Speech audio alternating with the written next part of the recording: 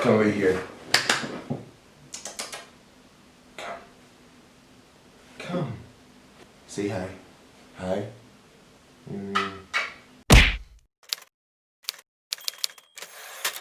Hi guys. We are here today, fully ready to listen to an album that we've been waiting for a long time. I've been waiting for this album for a long time, especially after the first EP that she dropped, She's Coming. I was really excited for that project, but then things changed, the world changed, she changed.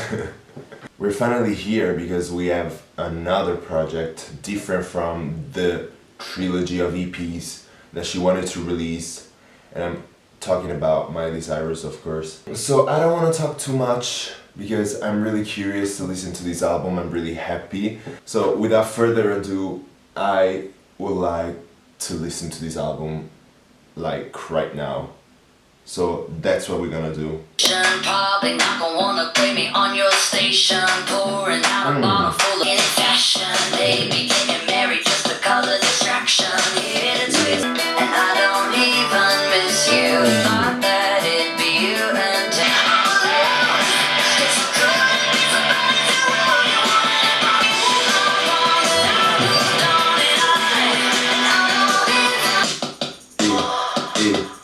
trying to see the stars through the new balloon. Something that you don't know.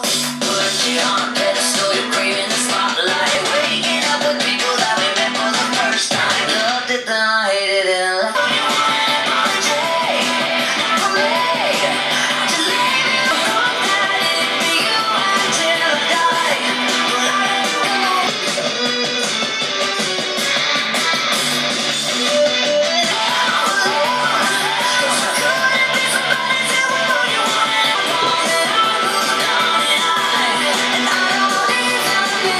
I won't survive this album.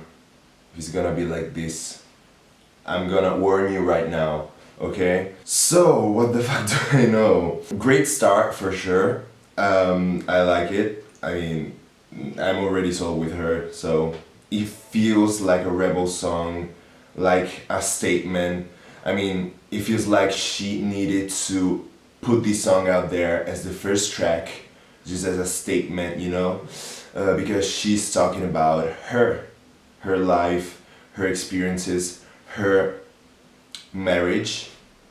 And I have to say that I didn't expect a song like this as an opening track, but watching her interviews and all of that, maybe yes. This is a great choice for a first song. But she's basically saying everything that she's done and everything that she does as an artist. The fact that radio won't probably play her songs on radio stations because they're not that pop anymore, about alcohol. But then she talks about her marriage and how she got married maybe for distraction.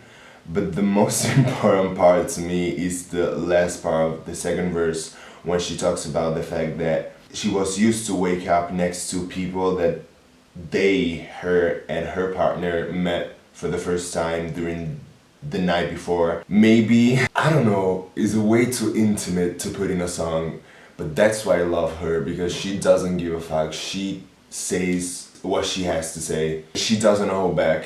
Is the kind of realness that we need. Production wise, I have to say that the bass line at the beginning was very strong. It was the line that carried the song.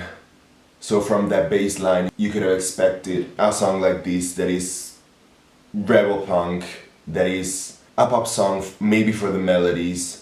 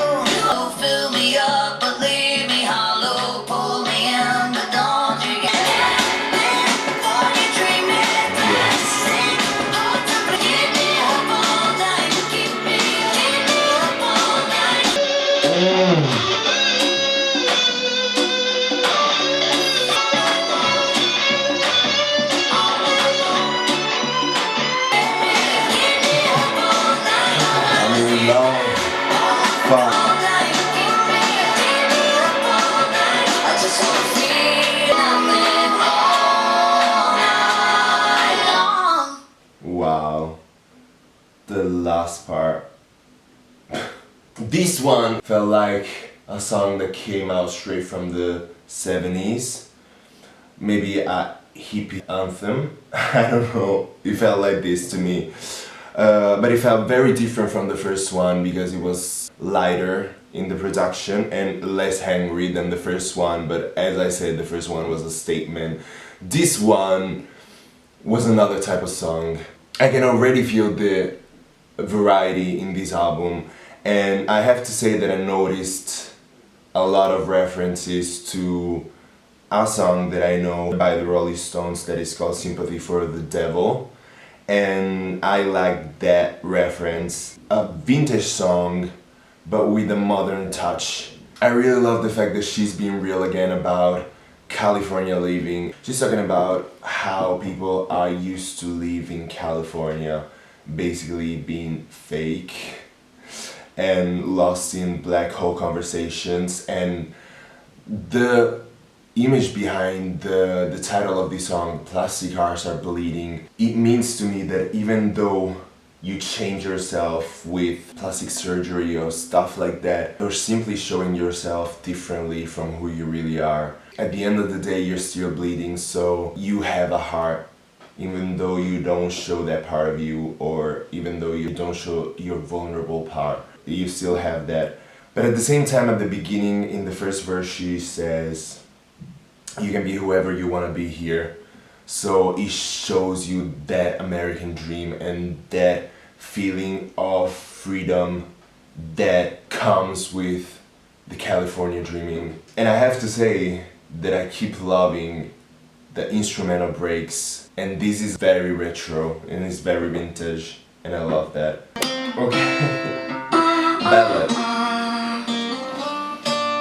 Every word in poetry won't call me by everyone says I look happy. I know that you're wrong for me. Gonna wish we never met. It's not your fault I ruined everything. And it's not your feels like you can fly down there with me. La la la. I'm everything before we let go. Just one more time. Take off your won't kill you tonight. My love says you don't rise. I know that you're wrong down to your knees. 'Cause they say that misery loves company. And it's not your fault I give me what you need. Baby, angels Am I crying? I don't know. Maybe I am.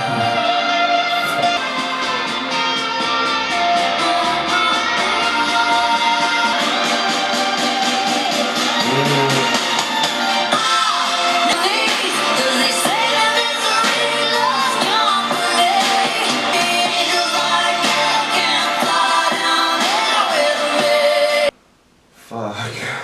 I wasn't expecting a ballad already. Maybe I cried a little bit, but it's just because I don't know, when she writes ballads, she always feels relatable and real in everything she says. She put details that you can see in your head while she's singing the words. Every single line is a different image in your head. To me, this song felt a little bit like a continuation of The Most that she put on the first EP of the trilogy, the only EP that we have. It felt like a grown-up version of either The Climb or When I Look at You, you know, where things have changed, people have grown, and relationships got to an end. Some lines on this song are just surreal. I mean, the fact that in the first verse when she says, won't call me by name, only baby, is something that is intimate, is something that is private, and she's letting us in. The part where she's being real the most is the chorus, the entire chorus. I know that you're wrong for me, gonna wish we never met on the day I leave.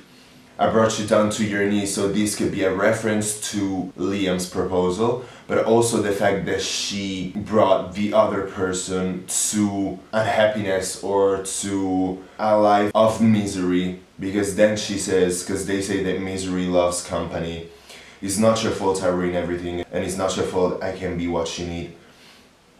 So she's taking the blame for everything that happened in the relationship, for the fact that maybe she wasn't really in there fully. And this shows how grown up she is, how much she's in touch with her emotions. Again, an instrumental break that we had instead of the bridge, and here that instrumental gave, I don't know, it made you feel that need to speak that she had. But my favorite part, I think, is the second chorus, when the strings came in and just added something different to the production, something more, way more emotional, and that's, I think, the part where I started getting emotional. Prisoner, I know that I didn't react to the song, but I know the song, so we will probably skip the reaction, but I'm gonna talk for a little bit about this song, so you guys know what I think about it. And I have to say that I wasn't really sure about this featuring, seeing all the other collaborations that she had on the record.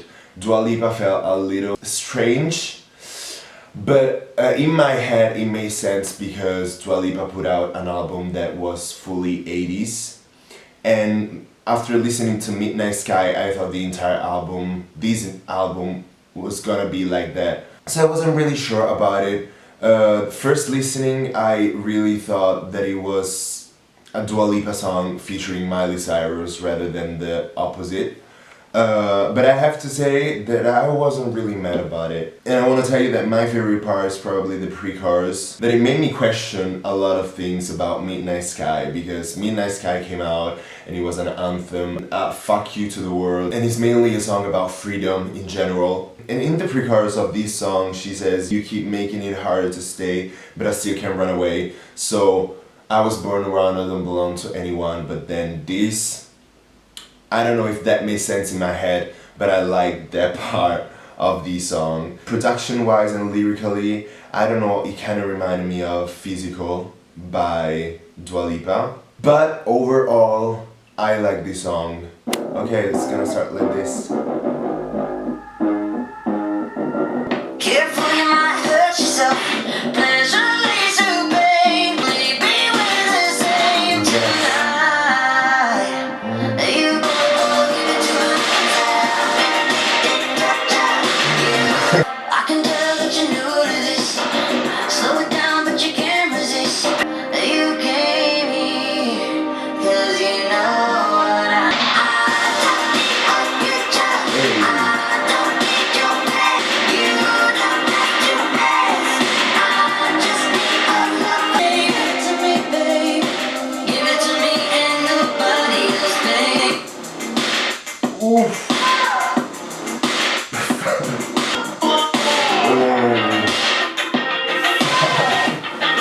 I wasn't expecting this production, especially the last part of the production. It felt really electronic and modern than the rest of the songs we had up until now on the album, but I like that, as you guys know and as I said before. So this song, what can I say? It's just the truth. I mean, I really think that this song talks about a relationship that she had with a girl, and it's a song about how sex should set you free. I mean, it's a vision that I have too about sex, you know? We need to talk about sex. I really do think that sex equals freedom, in bed or not. You should feel free to experiment everything that it's on your mind. To me, this is what she's saying in this song. Don't hold back. I know that we all need, sometimes we need not to be alone. We want to be around people, we want to meet new people, we want to do things with people. In a way, this song is creepy because she's trying to convince this other person to have sex mainly. She's saying, I don't need to know about your future and I don't need to know about your past, because what matters, especially when it's a one night stand, is right now, is what we're doing right now. I don't want to talk too much, you know, I want to go straight to the point. I need a lover, somebody that could treat me right between the sheets. So you better give me what I want or I give it to myself, because at the end of the day, also knowing your body or play with yourself is something that gives you this type of attitude. So the fact that she says that she can tell that this other person is new to this type of situation, it made me think about the fact that it might be a song about a girl. I really loved how strong the production was for a message that was as strong as the production. I'm excited for this one. Billy Idol on this. Sometimes the best you ever had. Sometimes I feel like I found the meaning, just what I needed. Paying attention under this snowball. Listen when the devil's calling. Can't shake.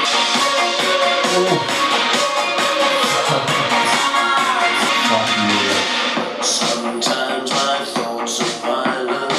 Sometimes I'm running for my life. I found the meaning. Calling, sky falling. Gotta listen when the devil means. This is my favorite part. You like this one? Gotta listen when the devil's calling. Can't shake.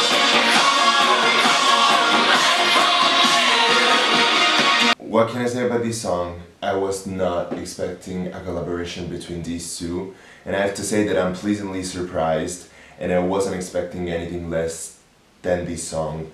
I have to say that the atmosphere felt amazing in this one. I don't know how to tell you, but I love this song. Sorry. Because it was dark, but it gave you that 80s vibe still. The underground type of music, probably that you gonna listen to in a club in Berlin.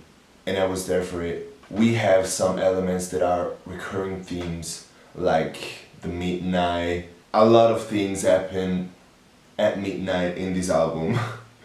She runs a lot in this album. I could totally picture myself dancing to this one. It's your shadow. It's your shadow. I'm really speechless because I wasn't expecting this collaboration, and I wasn't expecting a song to be this good and these 80s. With so many different elements and layers that I loved and that I was hoping for. So I'm really happy about this song. Yeah, a lot. When this song came out, I was really surprised by how she changed direction so quickly and so drastically. But I loved it. I love the message. I love the sound. I love the visual behind the video. She's like chameleontic in a way. I like this about her, that she likes to change.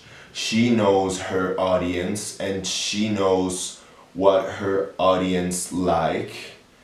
And she's always been different during these last years. And we can see her growth through her music because she wanna show us what she's dealing with, what she's doing with her life, and she's wanna be real about her music because this is her life, you know? You can definitely feel why she's doing this, because she feels the need to do this. Midnight Sky, as the first song on the album, was a statement saying fuck you to all of her exes, to all of her past, even though the past made her who she is. But she learned from that and she's constantly changing. So the fact that she put out an anthem that is about freedom in any form was what we needed, especially during this year. And I really love that. Ooh. I get a little too hurt. Vocals, I already have to tell you. And I can't see myself through the fire and snow. Oof. Like a neon light shining through a door that I can't really see the hearts that you broke. Wow, this line. Goodbye, I still feel alive. Sometimes I stay up all night and dance under the record like a movie scene. Doing mine, I still feel high. Sometimes I get a little too hurt, but even don't know why. I still feel.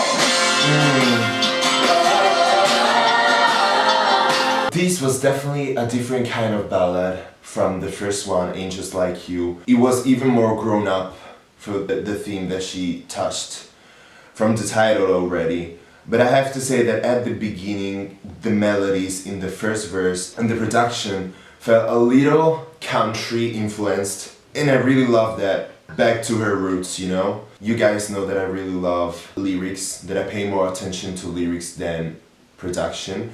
And I have to say that I really loved how she wrote this album so far.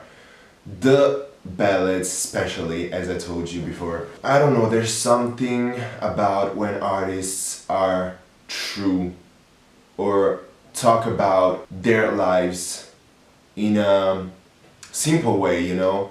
About everyday life, about things, how things went wrong in a relationship. I really think that this one is a song that she wrote about Liam, the aftermath, and how she dealt with her feelings after the breakup. When you're sure about your own decision, you will always have doubts about it. Your mind will always take you to places even though you're past that relationship. And the fact that here she's saying, in my head I did the very best saying goodbye, meaning that she think that she did the best decision saying goodbye, but she also thinks that she used the right words or behaved in a way that her partner wouldn't be mad at her for her decision. And I don't miss you, but I think of you and I don't know why. I mean, it's a part of our life, a big part of our life. These type of feelings, sometimes you cannot understand why they're there, but they are there because they meant something to you, you know? Even though you wanna erase the feeling, especially the bad, you will never erase the memory. But the most important part of this song is when she says, I still feel high. So to me, this line, it means that she still feels attached to that relationship or to that person. We know one of the reasons why Miley and Leah broke up, and I don't want to say it, but if you don't, read some articles or what she said. But we know why they broke up, one of the main reasons why they broke up. So the fact that she's saying this and she's using this as a metaphor is so powerful to me. But again, I like how visual she is with her lyrics. And I think about eventually you're holding me and dancing to the record like a movie scene. That part, if I think about that part, I'm probably gonna start crying, I don't know. And I am, but it's beautiful. I don't know why lyrics do this thing to me, but some of them felt and feel way too emotional and personal and relatable in a way that this is the result.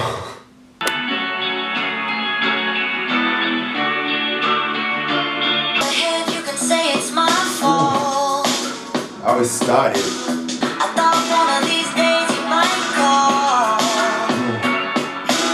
And I know I'm not on your mind. I hope all of my friends get drunk and high. Maybe that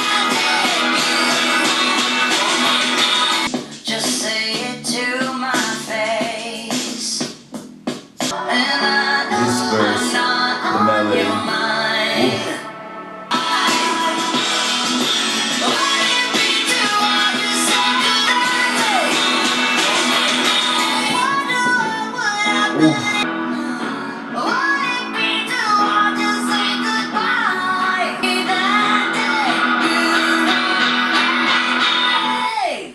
Ooh. Wow. This song is about being real. and it's about the end of a relationship to me. It's probably about a lot of the things that media said during the past about her and her life and how she behaved, especially after her breakup with Liam. But I mean, the references here are obvious. Go ahead, you can say that it's my fault if it still hurts at all. I thought one of these days you might call when you were feeling small. I have to say that in the pre-chorus, I really love the melody of the last verse, and I know I'm not on your mind. Wow, I mean, I felt that. But here is the part, the positive twist in the chorus. I wonder what will happen if I die. I hope all of my friends get drunk and high. Would it be too hard to say goodbye? I hope that it's enough to make you cry. Maybe that day you won't hate me, so maybe the day I die you will forgive me for everything I've done or for how things went. In the verses she's saying that she's willing to take the blame. Go ahead, you can say that I've changed, but say it to my face. This could be a line that can be referred to a partner or the media. One drink and I'm back to that place, the memories won't fade. This part to me is the part that link this song to the previous one and to all the feelings that I talked to you about and what I think about this song. So what I said about high is in these two lines right here. And what can I say? The outro just she took me to church and I was ready for it. I really loved also the intro, the little pause at the beginning, and the last line on the chorus.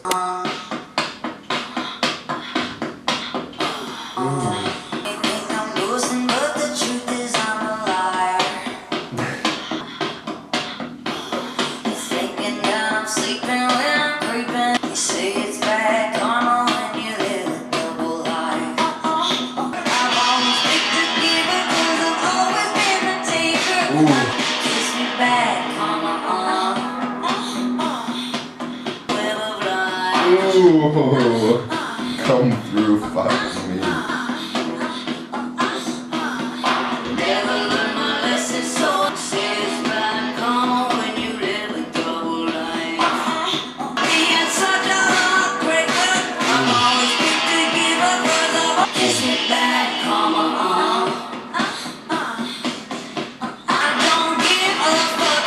What is happening?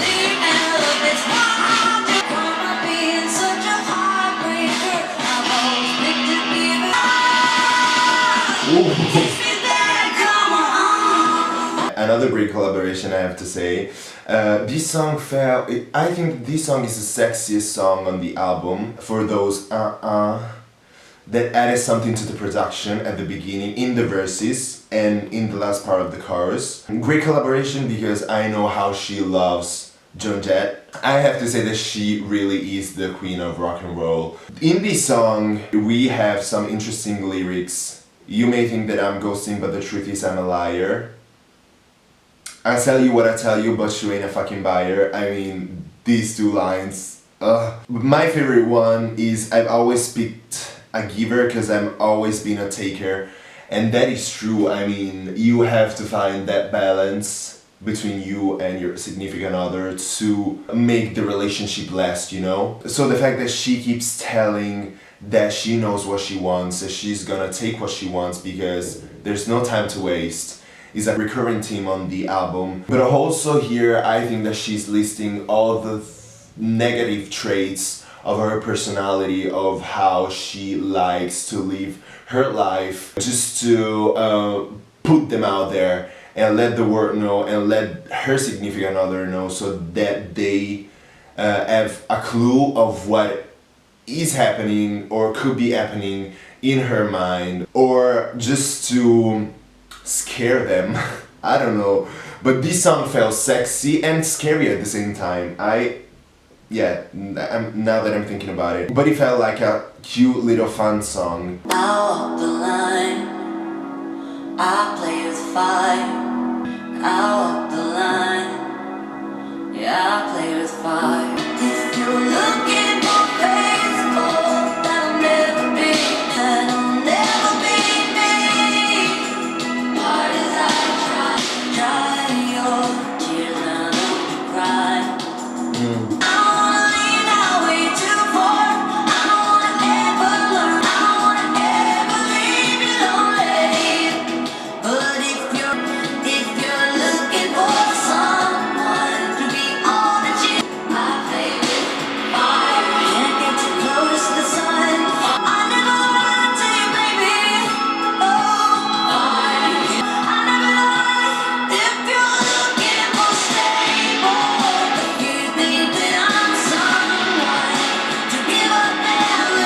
At first, I thought that I liked the verses way more than the chorus, but then the last chorus came in and I was sold. I mean, the last chorus gave a different meaning to the entire song, and I had a different opinion on this song, of the message on this song, while I was listening the first part of this. I thought that this one was an apology song to one of her past lovers, but I really do believe that this song is a song that she put out there as a continuation of Bad Karma, but with a different atmosphere. This one was obviously a ballad, but I think that this song is for her future lover, you know? It's a song that she will like her future lover to have, to be prepared, or to know how to take her, or how to treat her, or to know her better.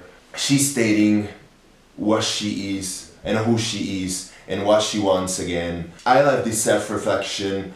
I like the fact that she is putting herself out there, the fact that she's being transparent with what she feels and what she wants and who she is. And I like the fact that she's being self-critical too when it comes to relationships, and she knows what she does wrong, but she can help herself because that's her personality, and that's maybe her way to test people to see how interested they are in her, because she knows that she's a lot to take. She want to know if people are prepared or are able to handle her without changing her. So this song, I really felt it, and I feel like this one might be the most personal on the album. I woke up in Montecito.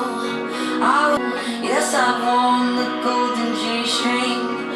Put my hand and to feel alive.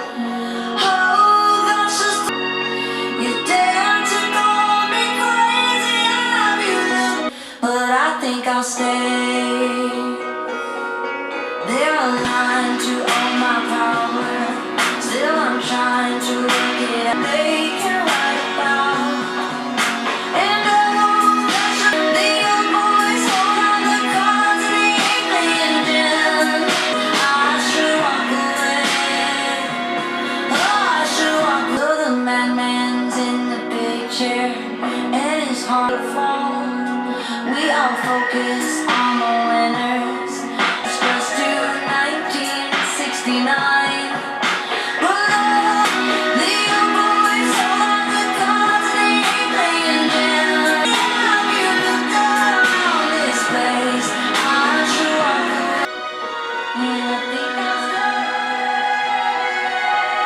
This one is definitely the most different song on the record. This song had a different intention, had a different production, and had a different message behind it. I'm reading right now that this song was the first song that she wrote that was meant to be in the previous projects, the EPs. So it's the oldest one. And I get the message. I think that this one is the most political song on the album. At the beginning she talks about the fire in Los Angeles when she says, I woke up in Montecito, I was thinking about my life. Maybe, I don't know. But I think it's around that period of time. But I also think that this song is a political song about Trump, especially when she says, and you dare to call me crazy, have you looked around this place, I should walk away, but I think I'll stay. I remember a lot of the interviews she did during that time where she said that if Donald Trump won the election, she would have left the country. But at the end she didn't, so to me that is a reference to that period. I have to say that production-wise this song felt a little too much different from the rest of the record. It closes the record with a different vibe, with a sort of a positive one, especially after Trump lost right now. But production-wise too, it felt like a fairy tale with some strong elements that came in the second part of the song. The last chorus was really big, but it felt way more innocent than the other songs on the album. So I don't know how I feel about this song. I really love the fact that it's a song that has a deeper meaning, and I like to have a song that has her perspective on politics or what she felt during that time. So don't hate me, but I'm not gonna listen to the rest of these songs because we all know Miley's covers and we all love them. The remix of Midnight Sky with Stevie Nicks is already an evergreen. The last thing I want to say is that I'm really happy with this album, and thinking about it, I really love the fact that she knows how to change but still being true to herself and still being believable. It is a thing that I love about her. It's the fact that she knows her audience, as I said before. The fact that she changes so much throughout the years is a way for her fans to change with her and to grow with her. If you're an artist and you start releasing music at a young age, as she did, it's difficult to carry all your fan base with you and to grow with your fan base. And to me, she found a way to do that, still being believable, because she changes, her music changes. So every time she put out something new, something different, you don't feel like she's doing it because she has to, but she's doing it because that's where she's at the moment. About this album, what can I say? I love the fact that she was real and she was clear and she felt like she had to express and share her life with us. It's something that guys, that I never take for granted. But overall, I have to say that I'm satisfied with this one. I have my favorites, but I have to say that I was really expecting an album that it felt old but modern at the same time. She found a way to bring back the rock and roll, rock, punk vibe with a pop twist, obviously, but to make her own new genre. So you guys, let me know what you think about this album, your thoughts on everything. Just let's talk. Thank you for watching and see you pretty soon. He was sleeping, but bye.